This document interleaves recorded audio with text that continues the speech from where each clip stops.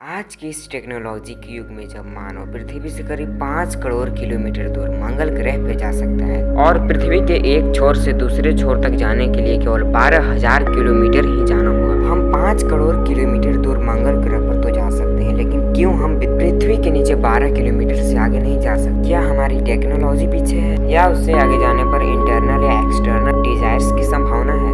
आइए देखते हैं कि पृथ्वी के नीचे क्या है।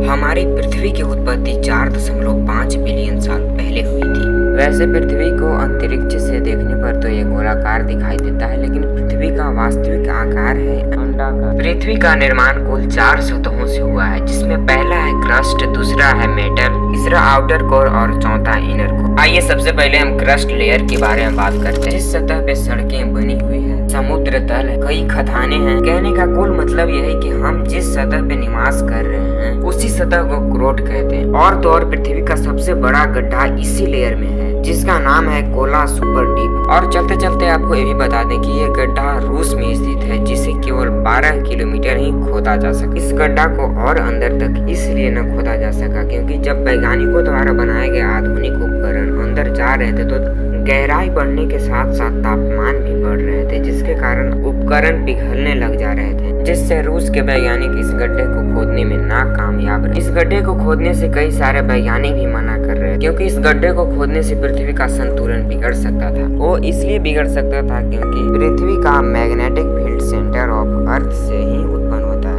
ऐसे में जब पृथ्वी के बीचों बीच होल कर दिया जाएगा तो पृथ्वी का चुंबकीय क्षेत्र नष्ट हो सकता है, और उसके बाद क्या होगा उसके बारे में कोई नहीं सोच सकता।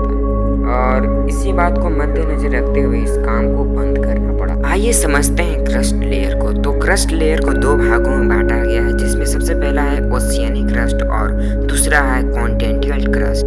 ओशियनिक क्रस्ट का मतलब जिस सतह पे समुद्र है उसे ओशियनिक क्रस्ट कहेंगे, और दूसरा कॉन्टिनेंटल क्रस्ट जिस सतह पर ठोस भाग यानी जिस पे हम रह रहे हैं उसे कॉन्टिनेंटल क्रस्ट कहेंगे। इस लेयर की गहराई 100 किलोमीटर तक है और इसका टेम्परेचर 500 डिग्री सेल्सियस से लेकर के 1000 डिग्री सेल्सियस तक है। धरती पर आने वाले भूकंप और महाद्वीपों में होने वाले हलचल का जिम्मेदार यही क्रस्ट लेयर ही है। लेकिन क्रस्ट लेयर हम सबों के लिए उतना ही प्रॉफिटेबल भी है।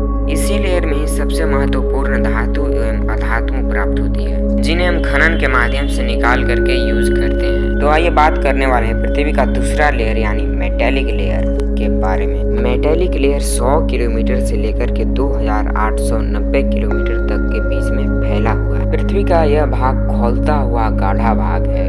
इसका तापमान 4000 डिग्री सेल्सियस से लेकर के 5000 डिग्री सेल्सियस तक जाता है। इस लेयर में मैग्नीशियम एवं लोहे की काफी ज्यादा मात्रा होती है। पृथ्वी के 2 लेयर्स को क्रॉस करने के बाद पृथ्वी का तीसरा लेयर कोर लेयर मिलता है।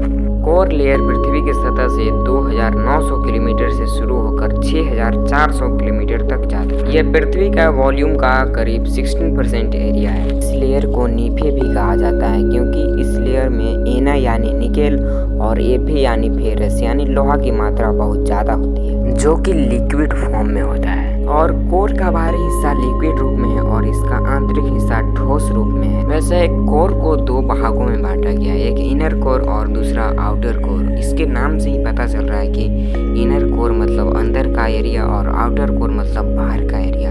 और इसी के साथ साथ पृथ्वी के मैग्नेटिक फील्ड का जिम्मेदार भी आउटर कोर ही होता है। आइए बात करने वाले हैं इनर कोर के बारे में। तो इनर कोर का टेम्परेचर सबसे पहले 6000 डिग्री सेल्सियस तक होता है, जो कि सूर्य के टेम्परेचर के आसपास ही होता है, क्योंकि सूर्य का टेम्परेचर भी 6500 डिग्री सेल्सियस होता है। और मजे की बात तो यह है कि यह लेयर इतना ज्यादा गर्म होने के बाद भी लिक्विड फॉर्म में न होकर के सॉलिड फॉर्म में होता है।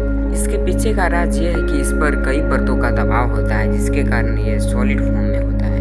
इसलिए इनर कोर को पृथ्वी का केंद्र भी कहा जाता है, यानी पृथ्वी का सेंटर इनर कोर ही होता है। अगर हम पृथ्वी के सेंटर तक जाने के लिए सोचें तो हमें 6400 किलोमीटर तक गहरा गड्ढा खोदना पड़ेगा।